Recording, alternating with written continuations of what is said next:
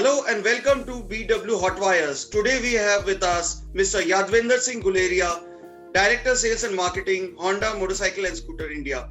Mr. Guleria, thank you so much for sparing your time for BW Business World. It's an honor interacting with you. Thank you, Abhishek. Thank you very much. First month of 2001, your volume gap with Hero has reduced significantly.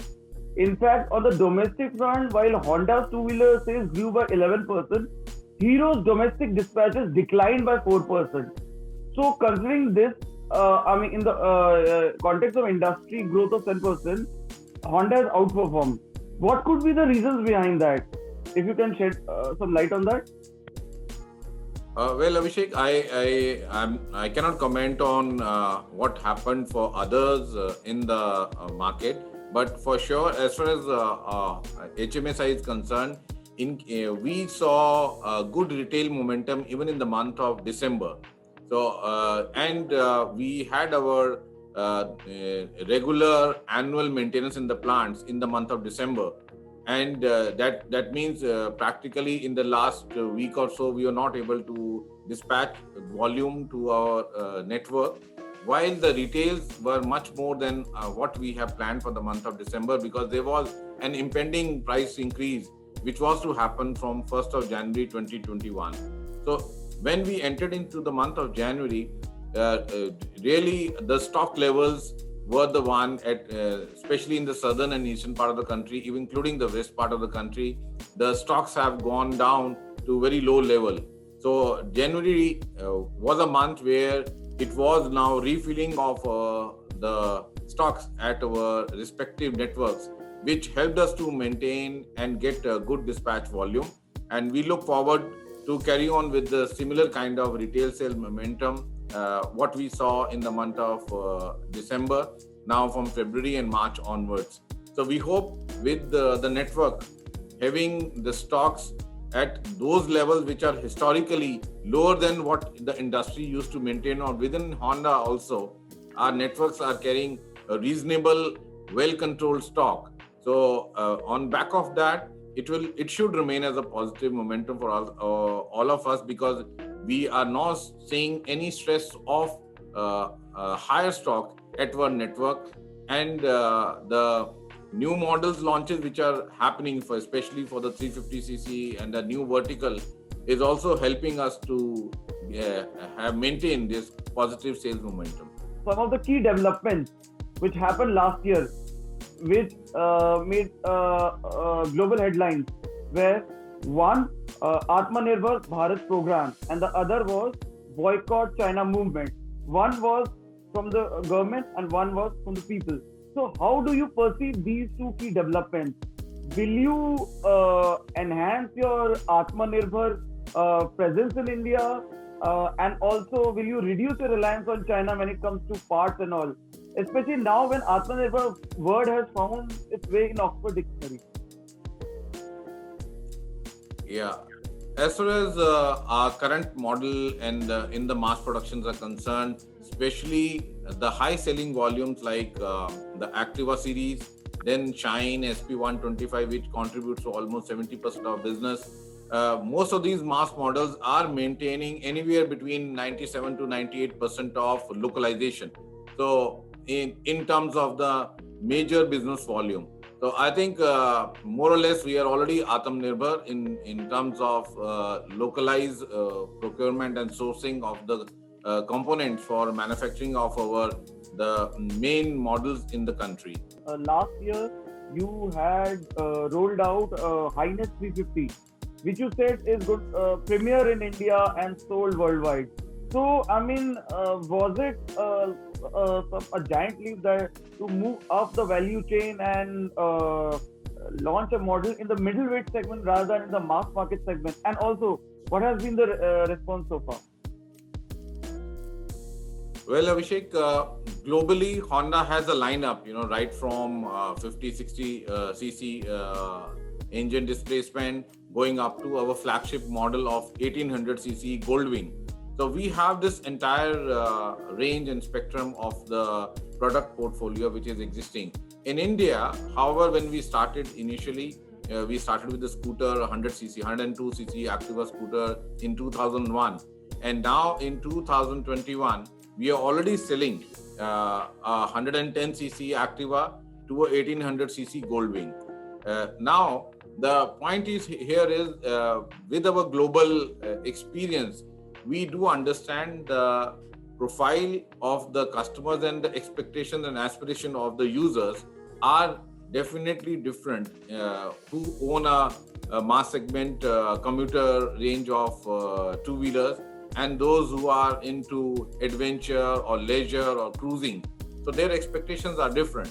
So considering this aspect, last year we announced that we are going to have an exclusive network to take care of the sales and service of the premium bike and the leisure two-wheelers from Honda in India.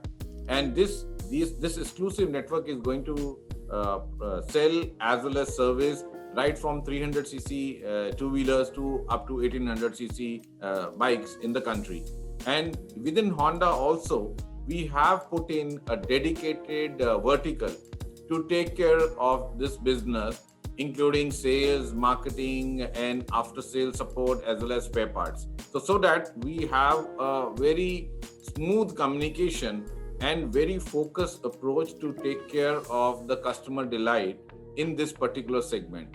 And to have a viable and sustainable business for our dealer partners who are investing in this exclusive business, which is now called in India as Big Wing. These vehicles are being sold and serviced under the Big Wing network. And the identification of this business is basically from the Silver Wing mark. So within HMSI, there is a dedicated manpower which is taking care of this business. And as I mentioned, that for sustainability of this business, for those who are investing exclusively, it's very important that we have a very good product portfolio for expansion of this business in times to come. To begin with, it was a CB350, Highness CB350, which was launched in last year and which is to be sold through the Big Wing network only.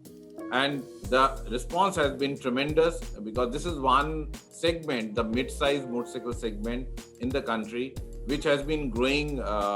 We have seen in the past, except last 2 years or so, this segment has been continuously growing.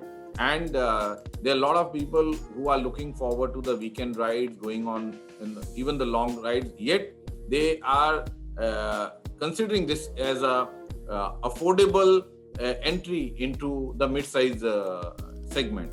So this is one segment which has been very interesting, and for us, we have been closely watching, and that's why the model which was developed in the form of Highness CB350, it was right from bottom up, considering the requirements and aspiration of the customers in this particular segment, what they have been missing so far in this segment, and then finally loading the vehicle also with the latest and first in segment kind of features. So overall, the package has been very well accepted. The reviews, even from the journalists, from the auto experts, the user family itself, because shortly we are going to cross 10,000 customers in the Highness CB350. So with all these numbers and some backlogs which are still with us, there are some towns where we have still the bookings and some customers are waiting for the Highness CB350.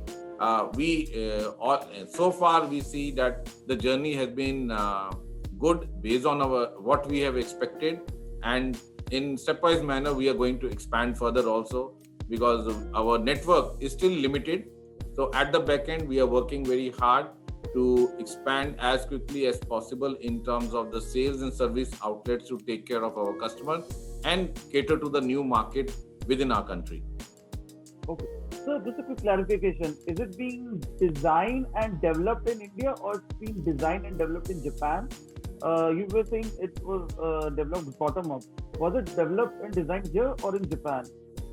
No, basically it has been led by the R&D in Japan, okay. But there has been very active involvement from the India side, like Honda R&D in India, as well as HMSI's own team, to give those inputs to R&D team, so that we are able to cater to the key requirements of the customers in India. For example, the authentic roar of the exhaust has been very, very unique. And this is very India-specific customer requirement, particularly in the 350cc mid-size engine customers in the country.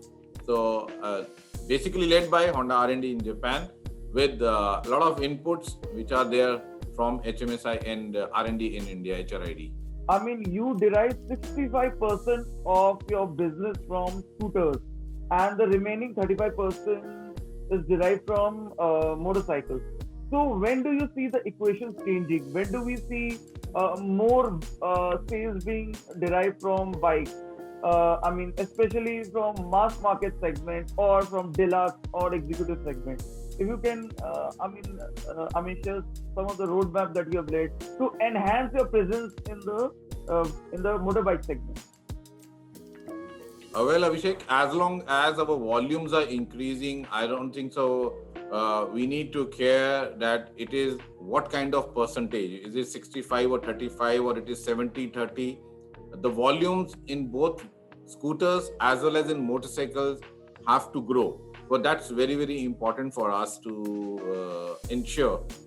We had this tough year in this financial year.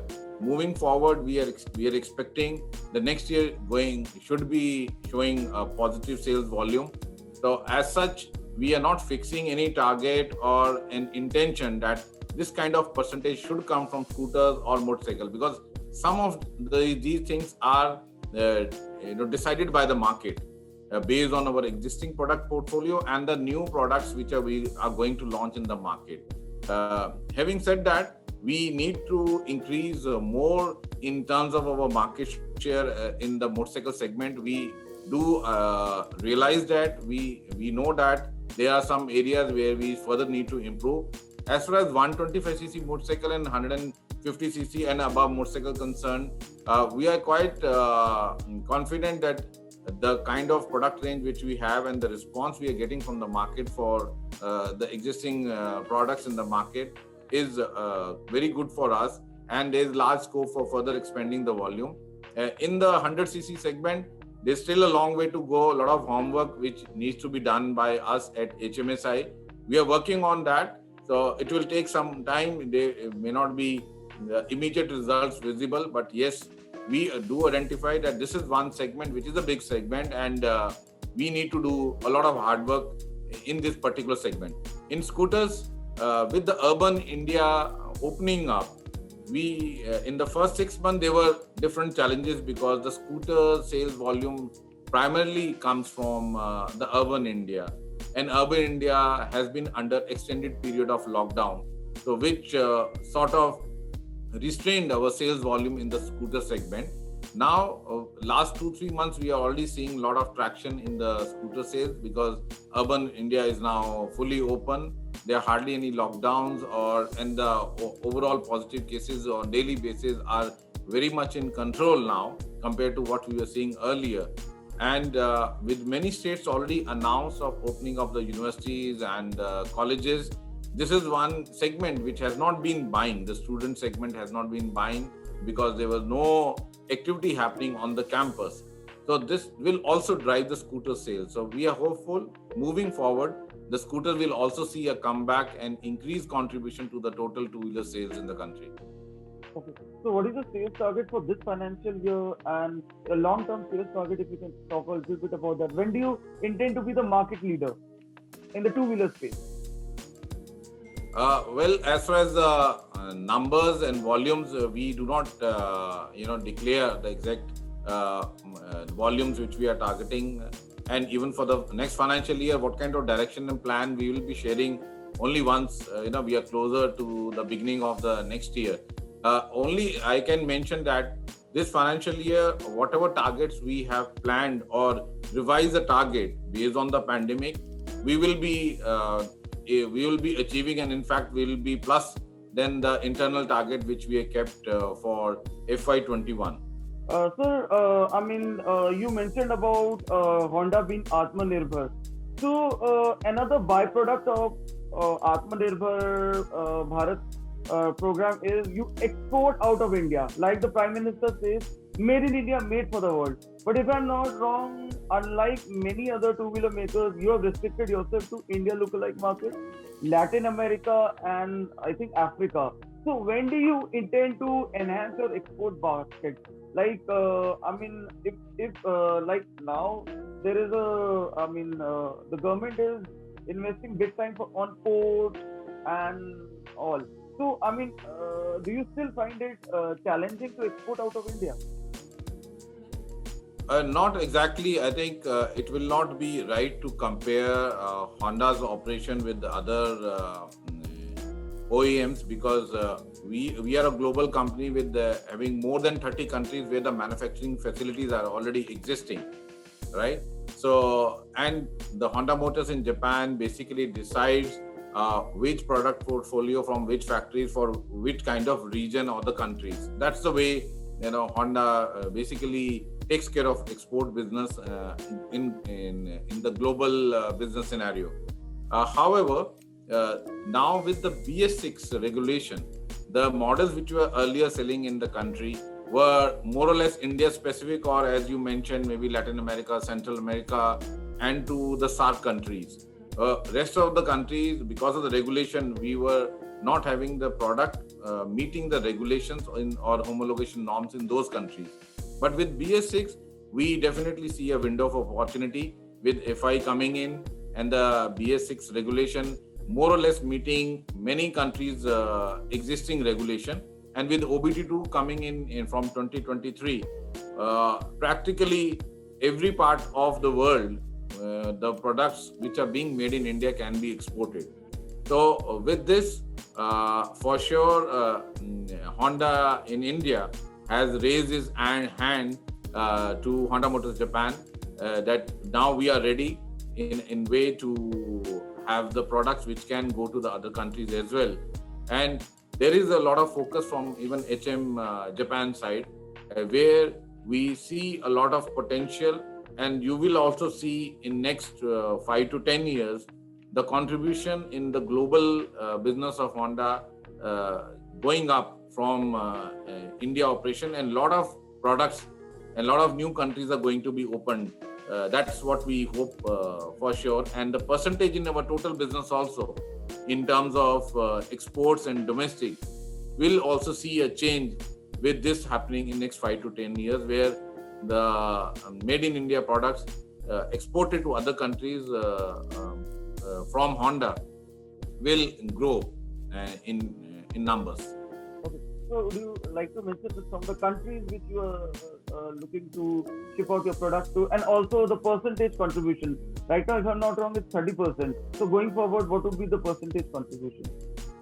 Again, Abhishek, it's difficult to set the percentage target. Yeah, we are already back being the number one country in terms of two-wheeler business volume to Honda's global business volume. Last year, we lost out this position to Indonesia. Again, in FY21, we are back in terms of contributing the highest to the global two-wheeler business volumes within Honda family. So we are very happy with that. But obviously, it depends upon other countries' situation and other countries' business volume. But yes, for the time being, for sure, we are the number one contributor to the Honda's global two-wheeler sales volume. So, and there have been many new countries which we have added even in last year as our export destination, especially in the Central America and Latin America. Some countries have opened, and Navi is doing extremely well, especially in the Central American countries. We have added a lot of new countries like Peru, Honduras, Guatemala was already doing. And many months, Navi is the highest selling two-wheeler in Guatemala market. So that's the kind of response Navi has got. So Mexico also we are exporting. Middle East is there. The Jordan is there. So other countries are in the Middle East also. Though the volumes in Middle East not very high. SAARC countries, unfortunately, Sri Lanka is already closed, as you may be aware, because of their local economic situation. The imports have already been banned. So this was one big market for us, and not only for us, I think for other OEMs also from India. That has really brought down the volumes for us in terms of export. Nepal is going strong. So we hope that, yes, as I said, in next few years, you will surely see the business volume, export business volume going up from India operations of Honda. Do we see made in India products being shipped out to Europe or to Japan, advanced countries? Like some of your peers are already doing that. I mean, they're shipping out cars to Japan, to the parent company. So, do we see some kind of exercise from your end? Yeah, already we started as far as 125cc motorcycle from us, our side in CKD, already gone to Europe, in Italy. So we have already started exports to that country in Europe. I mean, CBU. I mean, CBU to Japan or to Europe. If you can. In future, for sure, you will see these things happening. Yes. So, as you know, there are a lot of players pouring into the electric vehicle space, which is actually eating up the 100cc segment market. Do you see any threat in that segment? If yes, how are you reinventing yourself? And also, what are your long-term plans for e-mobility? I mean, because the government is talking about e-mobility to be the future. So, your thoughts?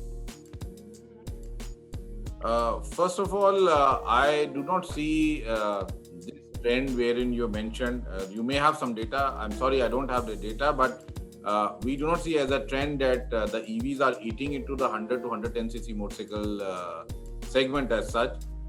If we discount this year's number, where the market itself is 20% down, in 100cc, in the previous financial year, we have seen that there has been the contribution a little bit increase in the total two-wheeler sales volume. So it's not that the same customer is going to buy, because 100cc, as you know, is the entry level from the price point of view in the two-wheeler segment. And there are hardly any EVs which are available at the same price point.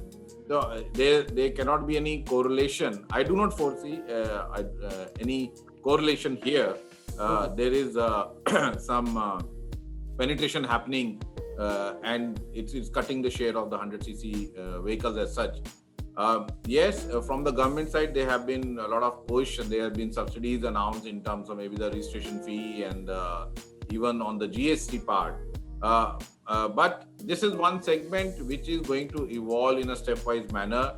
It's not that overnight something is going to change, especially from the customer acceptance point of view. Today, still the technology has to evolve to a level where it can one-to-one replace the needs and desires and expectations of the existing IC engine two-wheelers in the market, in terms of whether it is the range, in terms of the convenience and usage. The intention is very much understood. We are aligned with that intention, but today we are not ready in a way that we have a product which can be launched in the market in its commercial form or shape. Back in Japan, already a couple of studies are happening by Honda Motors, and based on those results, the long-term results of these tests which are being conducted with the actual usage, we will get some inputs from there to really work out, okay, what kind of product should be the final product which can take the shape of the commercial launch as well. Whether for India or rest of the world, it is too early to speak about. But we do not have immediate future as a plan to launch an EV as of now. So, how happy are you about the current GST structure? Is it favorable enough, or you think it needs to be slashed massively? And I mean, if it needs to be slashed massively, what is the ideal structure that you're looking at? The GST structure that you're looking at? As industry body, SIAM, all the OEM, most of the OEMs who are member of SIAM have earlier also put in their word to the ministry that considering the personal vehicles, whether it is two-wheeler or four-wheeler, under sin tax, which is the highest bracket of the GST, is not wise. That has been the request of the industry for many years, from the time the GST has been introduced. Even after some discussion, and at times the union ministers have also accepted this request in principle, that yes, considering the two-wheelers or four-wheeler under Syntax has to be reviewed. But we haven't seen that review coming in, and we can understand the current pressure on the government in terms of generating revenue from the tax at the center. It's only under pressure. In current scenario, there was not much expectation or hope that this will get materialized, and new bracket for the lower bracket for the auto industry will come in from 28% to 18% as such. So I don't think that we were expecting this to realize this time. But as SIAM, this request still remains, that this will help the industry as well as the common mass who require for their daily commuting need as under the lower tax bracket, rather than considering it something which comes under Syntax or the highest tax bracket under the GST regime. Okay, sir. So a couple of quick questions. Sir, if I'm not wrong, you have 4 facilities spread across the length and breadth of the country. You have one in Manesar, you have one in Gujarat, you have in the southern part of the country, and there is, you have 4 facilities, 4 different locations. What is the capacity across all 4 locations, and could you be expanding it further, or will it remain as it is because of COVID and all? If you can talk a little bit, and also about the investment plan for expansion. Yeah, in beginning of the financial year 21, we had the capacity of 6.4 million across all these plants. Then the pandemic has come in, and currently we are operating anywhere between 80 to 85% of our current installed capacity, which is good enough to meet the current demand in the market. Moving forward, we already announced that we are looking to have production, re-strategizing our overall production of various models in the various factories based on the demand of models in the respective regions and all. So kindly wait for the next announcement. But currently, all the factories, the installed capacity is good enough for the current demand. It can be met from the current capacities itself. In terms of Gujarat, we initially have committed for the investment in expanding in a new line, the third line in the 4th factory in Gujarat. So that fact, in terms of the infrastructure, it is already ready. The investment as planned has already been done. But considering the current scenario, it's very difficult to decide, when we can start the production on the third line in the 4th factory in Gujarat. But infrastructure-wise, it is already ready with us. The installation has already been done. But commencing of the production today is not possible, because the demand from the existing line itself is sufficient enough to cater to the demand. So we cannot fix a timeline when we can start, because market is very unpredictable as of now. Okay. So one of the greatest disruptions caused by COVID is like things are going touchless, things are getting virtual, and there is minimum human intervention. So does that mean digital sales are picking up fast? If yes, what strategies are you talking out to do that?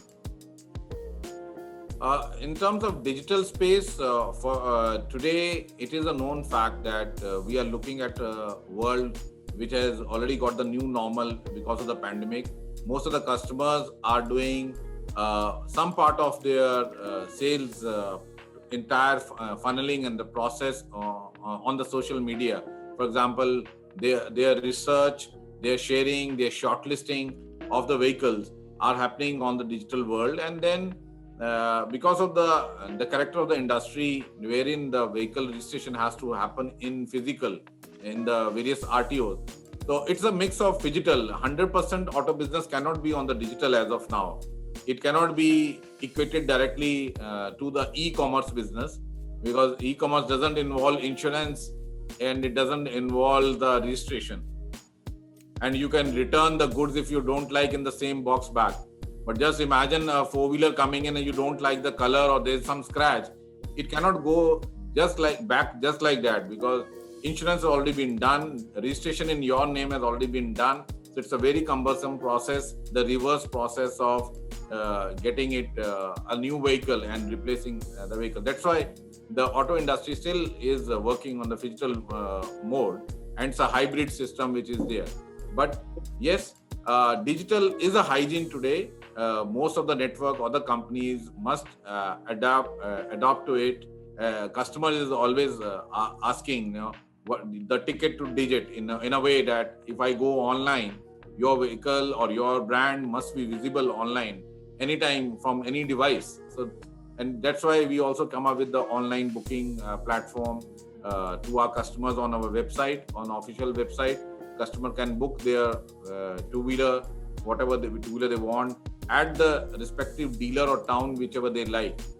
So like that, there have been interfaces on the social media, on the digital world, which we have come up with newly during this pandemic. Most of the dealers also upgraded their own digital capability in terms of chatbots. They are not giving the physical inquiry or the catalog. Customer can get all those things, even their invoice of service, their invoice for the vehicle, the brochure of the vehicles on their smartphones itself, rather than what it used to happen in the pre-pandemic times.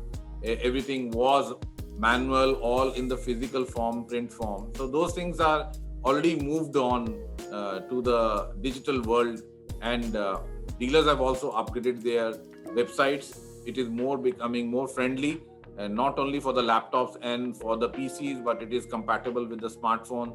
So these things will continue to happen and evolve. Still, we have not realized, or we have not harnessed fully the power of the social media. We are in the learning stage, because it was forced by the pandemic rather than designed. Okay. Right? So we will evolve further on that, and more digital interface and interaction and footprints are going to be available and visible in the auto industry as well.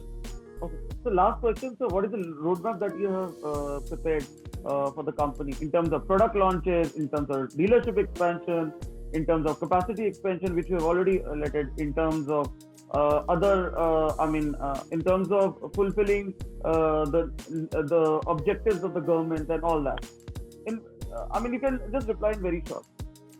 Yeah, in terms of direction, one is that we have already moved on from the phase of surviving and reviving our business post-pandemic. So now is the time to strive and thrive. So most critical part is that this part of striving to strive to work hard to get the brand Honda top of mind of the consumers, increase the visibility and availability of our products to the last mile. So that will continue. The expansion of our network will continue to happen, especially in the tier 3 towns, as we were doing it earlier, because still we do not have a last mile availability of the products. And in terms of the premium bike business, which is a separate vertical, we will be expanding our product portfolio further. We'll keep on listening good news in terms of new products, as it's happening on 16th also. There will be increased lineup, both for the mass segment as well as for our big wing portfolio in times to come. Thank you, Mr. Guleria, for talking to BW Business World. It was an honor and a privilege interacting with you. We wish all the best to you in your future endeavors and also in fulfilling your company's vision. Thank you very much, Abhishek, and my best wishes to Business World as well. Thank you. Thank you, sir. Thank you, sir. Thank you.